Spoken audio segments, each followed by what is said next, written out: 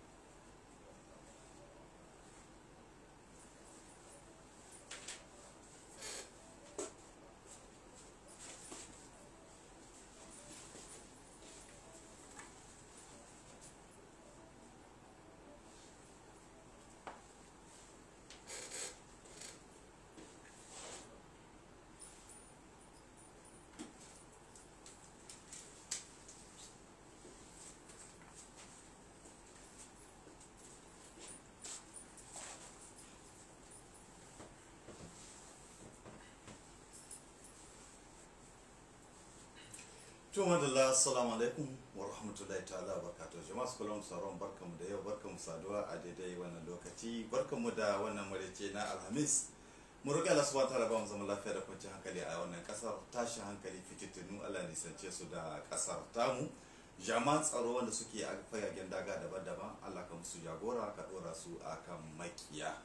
Wato masu neman halayyar su Allah subhanahu wa ta'ala ka musu buɗi. Marasa lafiya a gida ko asibiti Allah ka ba su lafiya. Ma'aifanmu wanda sha dauniya kan mu Allah subhanahu wa ta'ala ka saka musu kai sa da kai fun kurakuran su, ka gafarta musu duniya da lafiya. Wanda su kwanta da cikin su Allah ka sa kwanciya futa ce, wanda suke tare da mu wajen subhanahu wa ta'ala ka sa su gama da iskan duniya lamu lafiya. Kamar da kuka sani a kowace rana mai kawatar muka haɗu a wannan zaure mu tattauna akan abubuwa masu mahimmanci da mu baiwa al'umma haske a kai. A yau dai muna tare da maudu'i guda uku wanda ya danganci yadda irin abubuwan da suke ga tafiya wannan ƙasa da irin halin da take ciki. Shine na ɗaya za mu tattauna dai a kwana a tashi shekara guda da Allah ya ma shugaba Tanja Muhammadu cikawa. Za mu ɗan dawa bisa ga Tanja Muhammadu, wai menene wane ne shi Tanja Muhammadu nan, menene irin abubuwan a zo a gani wanda ya aikata ma wannan kasar wanda har gobe ba za a manta da shugaba Tanja Muhammadu ba. A maudu'in mu na biyu za mu tattauna dangance da a kwana a tashi wannan ruwa da Tanja Muhammadu ya bayani a kansu da suka koma man feta shekara 10 kenan ake tonan su aka sana'ar su. Wai shin talaka ya gani a ƙasa wani amfani al'umma ta samu dangance da wato wannan man fetur na jamhuriyar Nijar. A ƙarshe za mu tattauna dangance da wani lamarin asha na takaici da wakana a Tera gwargwadon lokacin da Allah ya sauke mana. A dalilin da shi zaka muke da manyan baki a wannan zauren wanda yanzu haka President Nuhu Muhammadu Arziki ya shiga wannan filin. Barka zuwa President. An gode da karban goron gayyata mu, Allah saka da alheri. Akwai wato Malam Kasum Isa yana bisa hanya bai iso ba tukuna dalili da cinkoso a kanya da ku bi mu sadaka cikin jihohi daban-daban, amma sauran kasashen duniya muna muku barka da warhaka, muna wato farin cikin sake saduwa da ku. Wato President, ranar 24 ga watan Disamba al'ummar Nijar gaba daya musamman wani babbar kungiyar taku ta farar hula MPCR kun gudanar da wuni na musamman na tini da shugaba Tanja Muhammadu. wato kuma na dan bayani kaɗan akan shugabatan Muhammadu, saboda mutane sun ce mutum ne wanda ya zo da abubuwa da dama wanda har shekara bil adadin ba za a manta da Tanko Muhammadu ba. to a'udhu billahi minash shaitani rajim, bismillahir rahmanir rahim. To shi ma assalamu alaikum. Wa alaikum assalam wa rahmatullahi. to alhamdulillah sai mu Allah mai kowa mai komai godiya da ya ba mu damar ganin mun karɓi goron wannan gayyata ta kunti, Na godiya. kuma ya ba mu damar mu zo mu yi wannan hira da ku bisa zantuttuka masu muhimmanci da suke shahi rayuwar ƙasar mu ta yau da kullum. Musamman ka ɗauki magana da ta shahi maudu'in da ka kwatanta wanda za mu yi bisan su. To ina fata kamin mu kai can in yi umarni da wannan dama da ka bani bismillah domin in isar da ta'aziyata ga al'ummar mu ta Nijar, mazan mu da mata, birni da ƙauye, da wannan rikita da wannan rishi da hasara da muke yi na 'yan uwanmu da ake kashewa, da jami'an tsaronmu da kuma musamman 'yan uwanmu 'yan hula wanda kuma ake musu kashin gilla, da 'yan ta'adda da masu ta'addanci da masu sakarci da masu shegantaka da wanda suke yau suka yi ramfuwan cikin ƙasanmu, suke yin wannan abubuwan da ba su dace ba, suke cuta ma al'umma, suke cuta ma ƙasa. Ina umarni da wannan dama kuma domin in ƙara ma kanmu kuzari, mu duka 'yan Nijar, mazanmu da matanmu, na gabas da na yamma da na kudu da na arewa, kowa ya ɗauki kan matsalolin da muke fuskanta, wanga matsaloli na rikicin tsaro, na rikicin hatsumi da suke kawo na hasara iri-iri. Ina son kowa ya gane matsala ce da ta shahe mu akan 'yan ƙasar Nijar, ba wai wani bangare ba ko wani bangare ko wata jiha ko wata jiha, magana ce da ta shahe mu a matsayin mu na 'yan Nijar. Kenan rikici ne wanda ya shahe mu duka 'yan Nijar. Yau bai dace ba a gama muna hitowa da wani hankali na bangaranci, na jahanci ko na kabilanci wanda yake nuna kamar mu abin da ya dame mu jahanmu ko mutanenmu ko mutanen kabilan. Wannan bai dace ba. Mu kokowa da muke yi, muna kokowa tukuru don abin da zai mutunta al'ummar Nijar gaba ɗaya, zai kyautata matsayin Nijar gaba ɗaya cikin nahiyar Afirka gaba ɗaya, mu samu wurin cikin duniya kuma gaba ɗaya a iske mutanenmu an ɗauke su da muhimmanci kuma suna samun wuri su ma samu abin da su faɗi abin albarkacin bakin su duk lokacin da ya kamata a kowane zauren muhawara a duniya, kuma tare da mun ɗauki kanmu a matsayin 'yan adam. Kenan abin da ya shahi ɗan adam a duniya duka ya shahi mu. Kokowa da muke kokowa ce ta garkuwar ɗan adam, ba kokowa ba ce muke na garkuwar kanunmu ko garkuwar wane ko garkuwar wance. A'a, muna yin kokowa ne wadda ya dace, abin da ya kyautu a ce an tabbatar da an yi garkuwar shi don kare hakkin ɗan adam ko ina yake. Duk kuma a tsaye da gaskiya, a tsaye da ayi abin da ya dace, wanda ya zamanto mai wanda hankalinmu ya bamu da kuma da ya kamata dokokinmu muka ba kanmu su mu yi aiki da su mu bi su. Kenan don haka nake fata gashin hudar wanga hira da muke yi, duk lokacin da mu kowa ya ga muke hira muka shiga cikin muhawara ko wace iri ce, muna shiga wannan muhawara da hankalin kishin ƙasa, da hankalin yarda da ban gaskiya da ya kyautu a matsayinmu na 'yan ƙasa. Mu san da babu mai yin kokowa don tsaye da gaskiya ko yin abin da zai mutunta ƙasarmu ko ya gina ƙasarmu ko ya kyautata rayuwarmu in ba mu da kanmu ba a matsayinmu. Kenan don haka ne a kowane lokaci muke yin kawo tamu gudunmuwa daidai gwagwado bakin abin da muka yi ƙarfi, tunda akwai abin da ya ƙarfin kowa ko akwai abin da ya ƙarfin mu. Kenan ba komi ne muka iya yi ba, amma muna yi daidai gwagwado mu kawo gudunmuwanmu irin wadda muka iya ba. Akwai wanda ba su jin daɗi suna dibin akwai abin da muka iya yi ko wanda ba su. Mu bakin abin da muka iya yi, mu mun saka mu aikin garkuwar ɗan adam, kuma aikin hula, aikin kishin ƙasa, aikin bautar ƙasa, aikin son ƙasa, aikin kuma kyautata rayuwar al'umma domin mu gane mu juna mu so juna mu bisa kan ƙa'idodinmu da bisa kan dokokinmu na ƙasa. To don haka nake fata a ce duka wannan tahiya mun gane ta, mu abinda zai jayo mu ya ƙara muna hankalin danƙon zumunci da kishin ƙasa da son ƙasa shine mu muke yi, ba wanda zai raba mu ba. Duk abin da zai raba mu na nisa da shi, duk abin da ya zamanto abu ne na wanda zai iya kawo hudani cikin zamantakewa mu da rayuwar mu ya kamata mu nisantar da shi, kuma in ana yin shi masu yin shi ya kamata mu nuna ma duniya to shaida wanga yin shi ga matsalar shi, yin shi ga hasara da zai ka, ga aibin da zai ka, ga cutar da zai ka, kuma ya kamata mu gane tun da kinyoyi domin mu hana kanmu irin wannan halaye wanda za su iya kawo mana tashi hankali. Yau mun ɗauki alƙawari kamar yanzu ka ce mini ka yi min tambaya bisa tsohon shugaban ƙasa Muhammadu Tanja. To mu ɗan hula ne, mu ba 'yan siyasa ba ne, abinda muke yi muna yin shi da hankalin kishin ƙasa. Abinda ya gama mu da Tanja Muhammadu shi ne kishin ƙasa, kokowa ta kishin ƙasa, shi kuma a matsayin shi na shugaban ƙasa. Abinda ya sa muka san shi, mun san shi ta hanyar yana da aiki da matsayi na aikin ƙasa,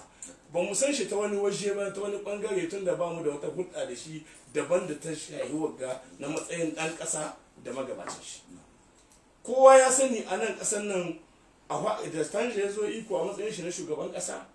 muna cikin wanda suka fara yin kokowa jan hankali na cewa nan ba daidai bana a gyara,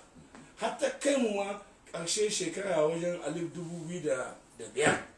da sun ka ɗauki wata doka wadda muka gani tana cuta ma jama'a, muka hito ga hili muka ce wannan doka bai kamata ba, hatta kai mu mun kai zanga-zanga, mun kai kokowa, tunda wannan kuma muna kamar darasi ne, muna kwatanta mu al'ummar Nijar yadda ya kamata 'yan ƙasa su yi rayuwarsu a matsayinsu na 'yan ƙasa, su yi rayuwarsu a matsayinsu a demokradiyance a cikin ƙasa. Duk lokacin da aka ƙare zaɓe aka ce ga magabata, inda ya zama to an tsaye da wannan, to yanzu magabata ba da an zaɓe ka bane kake yin riba makanka sai abin da kake so, ba shi ka ambula bane. Amma mu a matsayin mu na 'yan ƙasa muna nan muna sa ido, muna la'akarin da abin da ke zuwa yana komowa. Duk lokacin da mu ana yin ba daidai ba sai mu hito mu ce nan wanga ba daidai ba, a riba a gyara. To wannan ta kai mu 2005 mun kai wannan kokowa cewa wannan doka wadda aka yi na cewa a ƙara haraji wanda zai haddasa tsadar rayuwa, zai cuta ma jama'a, zai yaudara al'umma, mun ga bai dace ba a ce yanzu kai da an sake zaɓe, ana sabon farkon zaɓe, a ce doka ta farko da za ku fara ba ga sabon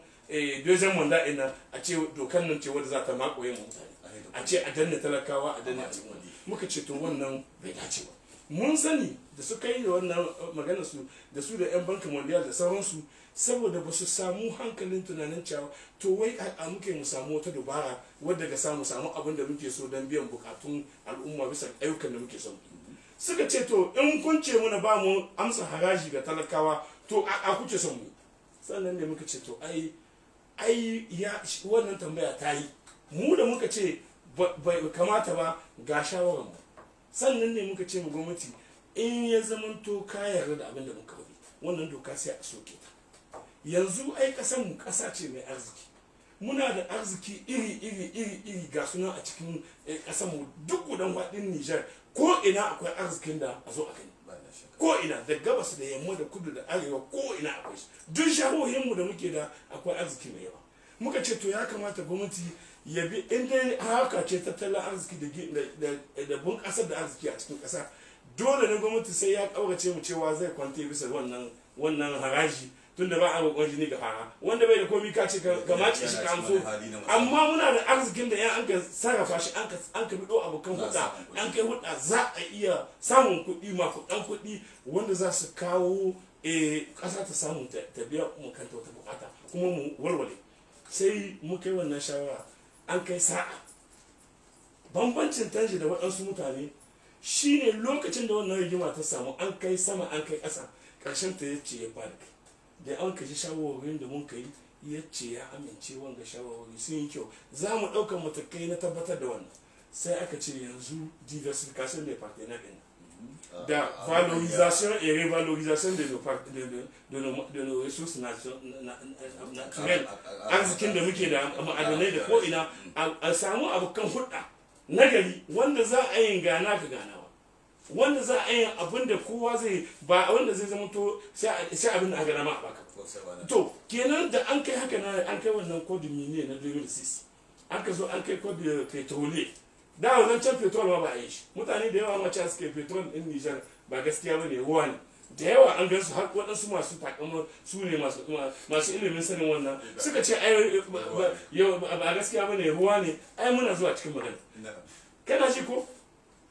an kai wannan doka da an kai wannan kodin ne da kodin petrolier radda an kai ɗauko zancen aiwatar da shi na aka fara gani rigingimu faranshi zancen abin iwanin an ce yanzu ba ita ɗaya za a sai da ba ita ɗaya za a ba damar ta yi ba sai an biɗo waɗansu an ba su an ce ga fermi wajen 34 kuma suka ce duka aka ba su kan jicca sai dai a ba ku ɗan kaɗan waɗancan a biɗo sabi a ba su suka ce a duka ne in ba duka ba sai tuku ne ya ce to don ku sai riyan jitu kaga wannan position ce wadda tanje ya ɗauke ya kamata mutane su san za mu sake dawo a ci gaba ito don ƙarshe ina son in ƙara wannan babi ka tambaye mu mun yi wannan buki na shekaran jiya mun yi shi na le 24 november saboda shi ne cikon farkon shekara na rasuwar shafa muka ga ya dace a matsayinmu na 'yan ƙasa wannan mutumin ya kamata mu yi kokowa abin da duk yayi na alheri a san shi kuma mutane su san shi a ɗauki darasi a kan shi tunda abu ne wanda ba kowa bane ke yin shi. Tanja ya nuna mazakuta da kuzari da hanzari bisa abubuwa da dama wanda a yau din nan muna ganin yadda waɗansu mutane su suka tayar da ayyukansu a irin cikin wannan kenan akan haka nan ne muka ce to yanzu tun da wannan mutumin ga irin abin da ya na alheri ya kamata a bar shi haka nan kawai shikenan aje a masallaci ya addu'a shikenan ya addu'a tsaya ba a kuma zancen cewa da aiki da tanjayi muka ce a mu dole ne a matsayin mu na yan kasa wanda mun ka saba yi ma sauran shugabannin sauran na cikin duniya waɗansu da revolutionary in duniya da ake cewa na wata ƙasa sun yi kaza Nelson Mandela ko kuma Fidel Castro ko wani Sankara ko wani ko bare ma to don ka ya kamata shi ma Tanja yayi abun a zo a gani a Niger kuma a Afirka kuma a cikin duniya kenan wannan abun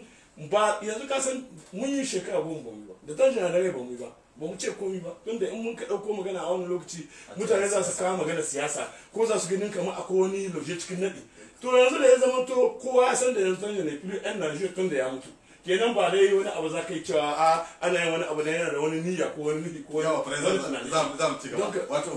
zan da ka zane yawa ake baka da zuwa mun gode wato muna bayani akan marigayi shugaban Tanja mutu shekara guda da Allah masa cika kuma ya bar abubuwa daga cikin irin abubuwan a zo a gani da tarihi wanda ba mantuwa me kuka rika bisa ga Tanja mutu a'udhu billahi minash shaitanir rajim bismillahir rahmanir rahim Omar kullun sai mu ci gaba da yi muku godiya mu yi ma Allah godiya da ya ba mu dama muka zo nan gashi yau mun sadu da tsohon abokina da gwagwarmaya ka san su har zuwar hula suke mun koma mu muna siyasa to vraiment alhamdulillah kuma tamkin da ko da ka wada su kuma wallahi abinda an na alfahari ciki sai na ga mutane da dama ba mu ma da ba sa abin zan mu haɗi ba kamar ma jin daɗi suke a zo a yi wannan da ya bakin sai suna ta kira to sai ce to wannan abun kenan dai dole ne a gaggauto a zo a yi wannan muhawara haka alhamdulillah kuma Nuhu barka da zuwa Raymond wannan tamkin da ka ɗauko da bar su Nuhu da suka tsara wannan biki na cikin shekara na rasuwar margayi shugaban ƙasa Tanja kullum sai da mu ci gaba da yi mishi addu'a kuma kamar yadda ƙarshen magana shi ka san wato aka ce Nijar ɗan gode gida ba shi kuɗi don ni ba yau ba duk lokacin da ake dai ba ko nake ganin 'yan siyasa ko 'yan farar kula suna so su kawo rudani cikin wani sabon horo wanda ake so a ba ƙannanmu masu tashi da ɗiyanmu da jikokinmu sai ina cewa bai kamata ba bai kamata ba mu ce ba mu da wanda za a cima mutunci sai wanda a cikin ƙasar nan ya tashi ya yunkuri ko da so guda ya yi wani abu na a zo a gani wanda ba kwaki iya yi shi ba. Ka gani yau in ka zo duk wannan makwabtan namu Burkina, Mali, Benin, Togo, duk wannan ƙasa sai za ka iske duk inda ka zo da ka zance mai kuɗi ko yaro ne sai huto farasar ce maka akwai wani akwai wani akwai wani akwai wani. In kai zancen sarautar gargajiya za ka shi morona ba wane ne za a hudo maka su. In kai zancen wani soja za a hudo maka janarori, kai har da kanar za a hudo maka duk wanda ka hudo. Amma yau Nijar ka iya ganiya tun da aka yi independence habus yau sarakunan da muka yi mission ki tura da ta shigo cikin Afirka. Akwai wata hito daga Africa Central, wata hito daga Africa du Nord, wata hito daga nan ga tun daga bakin kogin Isa suka ce za su gamiya wato bakin kogin Chadi ai muhawara. Mission kin da bata yi karko ta yi saurin isa ita ce ta Nijar. Kenan Nijar mun rige mun gadi zarumtaka da yaƙi da sayar da kai. To kaga wannan abun habbus yau sai ka ji ko ana haɗin zarumai, amma Nijar ba a so a haɗi zarumi guda cikin kakanninmu da suka yi wannan sa'in sa da tura saboda kiyaye ƙasarmu, saboda kiyaye gonakinmu, saboda kiyaye arzikinmu. In ka ɗauko fanni na sojawa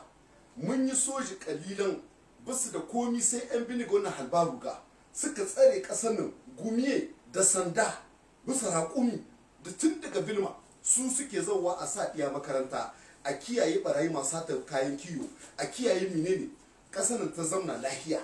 Amma kaga har bisa yau ba ka samu Nijar inda za a zo a kira da soja a ce ga su sojawa waɗanda suka yi abun a zo a gani. Kuma Nijar muna da su, Allah sa muna da su. 'Yan siyasa tun zamanin su Jibo Bakari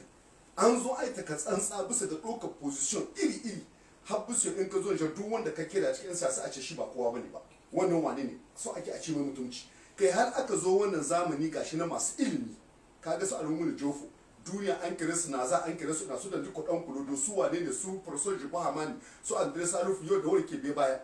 Bakka da wanda za a zo a kira suwa 'yan Nijar su yarda su ce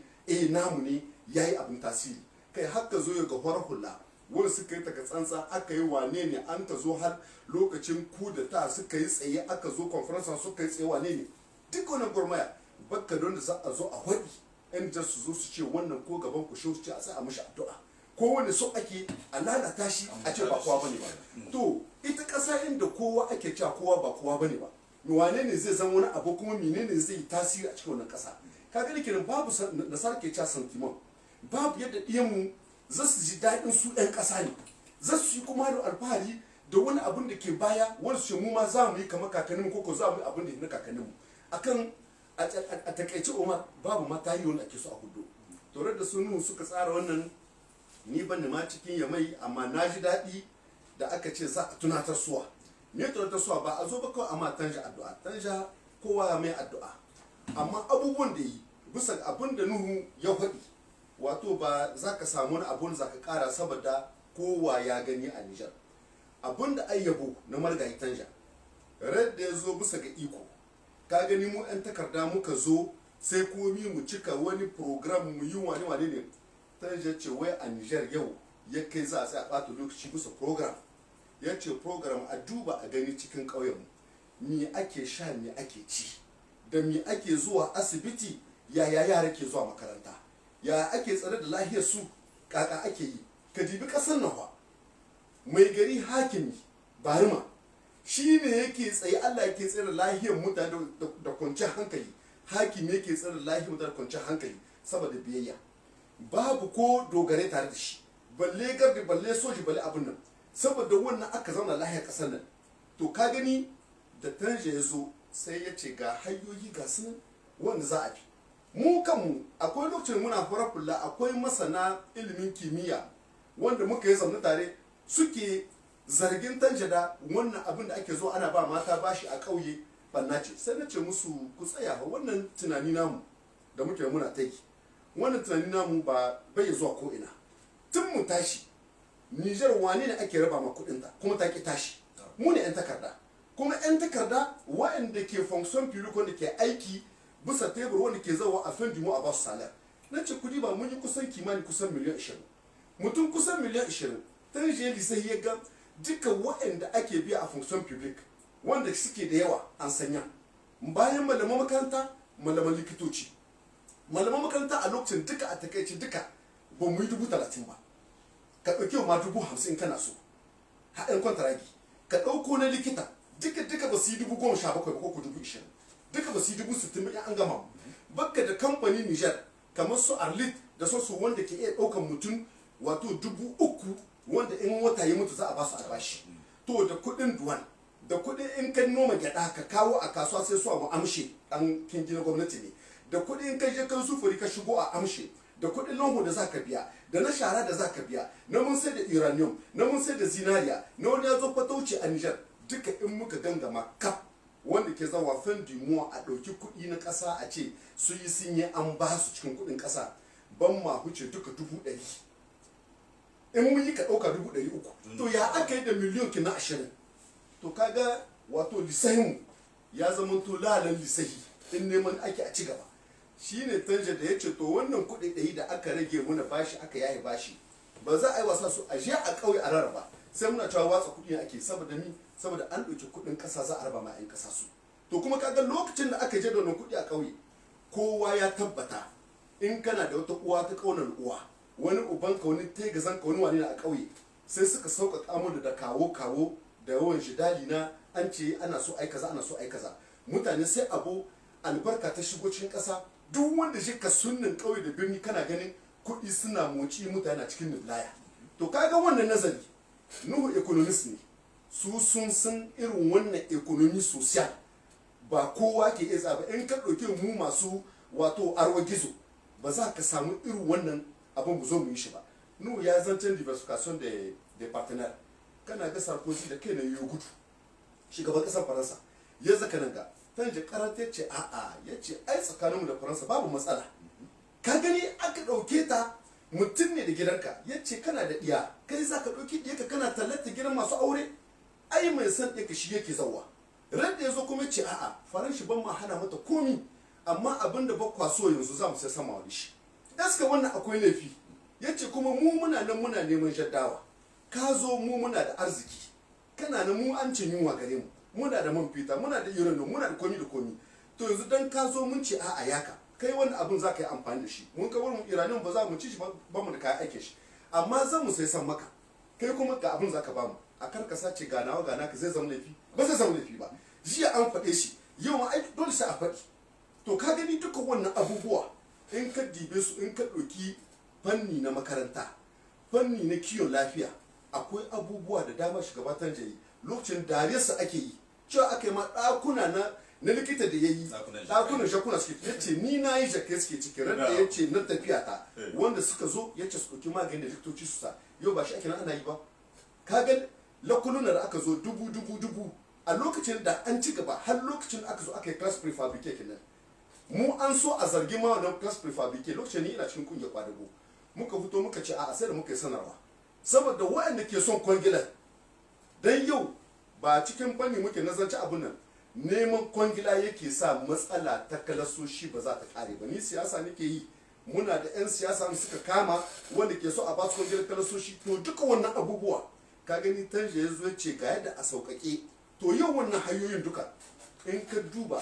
iri-iri da ruwa da aka zo aka kewaye a ƙauyuka ana yi kaga ai da aka zo yin tuwazan ai ba aka yi ta batar ruwa ko da aka zo da ja ruwa wurare da dama gurbin ruwa mini ba an kiyaye su to ka gani wannan abun kuma an yi amfani da su in ma jakai suka sha ruwa shanu suka sha ruwa zai sa a tsaya a nan wurin kuma Allah ya sa tuwazan suka yi amfani da wannan to in muka kai har zuwa gobe Umar ba za mu kare saboda ba mu zo ba don mu yi bilan na ikon tanja amma muna zancen abubuwa irin waɗanda akwai abu na ƙarshen da ke so in kwatanta kuma wanda ba za mu iya mancewa ba lokacin da aka zo cikin yakin ta'addanci kaga ai an fuskanci matsala lokacin mu da sunuhu ga yanan ba mu ma shi to bisa ga haka nan saboda su sun goyi bayan tanja shi ya ce wannan fitina ya san waɗanda ke bayanta kuma saboda akwar ne da aka nan ana so an kai karshen su yake so diversification kaga kungiyoyin farfulla kamar ire-iren na su sun goyi bayan matan da bisa ga wannan ba za a sasanta ba a je kawai su aje makamai mu muka je mu kuma da wani lokaci ba mu ce san gaskiya ba tunda ni har gobe ban mu goyon ba mai ɗaukar makami bisa ƙasar shi wanda ya ɗauki makami bisa ƙasar shi ya san ta'addanci ne za shi kuma sai ya fuskanci abin zai zo mishi amma kaga lokacin mutuwa muka tun da 'yan ƙasa ne ya kamata su kuma a kira su su zo su yi zamne platform kinsu a dudduba a tattauna to ka gani wannan lokaci kaga da aka ci gaba kaga sai mutane suka waye sai aka gano tsinkan da tanje yi ya ga abin da ke baya ashe ba 'yan ƙasa bane ba kaɗai ke baya akwai wanda ke baya da yake bi a raba ga sabara a duka sana yawa wato president watanja bai yi zurri ilimi yadda ake tunani kamar magabatan mu ba amma a fannin tsaro a tsawon shekarar 10 me za a iya cewa na fannin ina fata a kawo gyaran huska cikin magana take ilimi da ba yake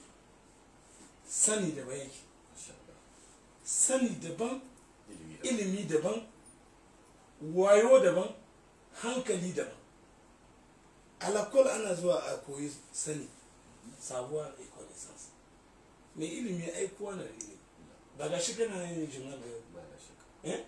yau da shekara 12 ko 20 a baya ni kake yi